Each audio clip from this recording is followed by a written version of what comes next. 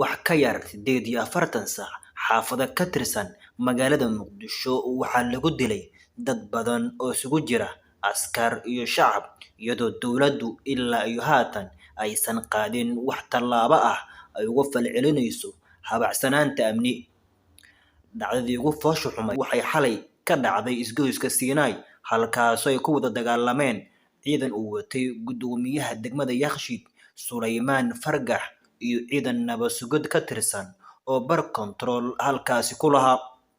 Goobta waxaa ku geeriyooday ku dhawaad 10 ruux oo shacab u badanaa waxaana khasaaraha ugu badan ka dhashay qoriga sabanka ama baasuukaha oo askar riday taasoo shacab 6 ruux gaaray ay ku geeriyoodeen waxaana dagaalkaasi ku naf waayay 3 askari oo 2 nisa ay ahaayeen.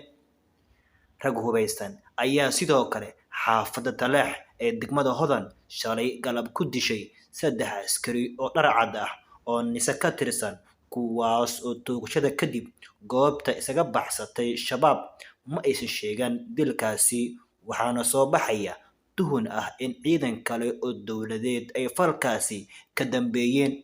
Ciidamada dharka cad ee degmada Waaberi ayaa iyaguna qof shacab ah oo ay ka shakiyeen shalay ku dilay degmadaasi iyadoo dilkaasi warbaahinta aysan si weyn uga hadal.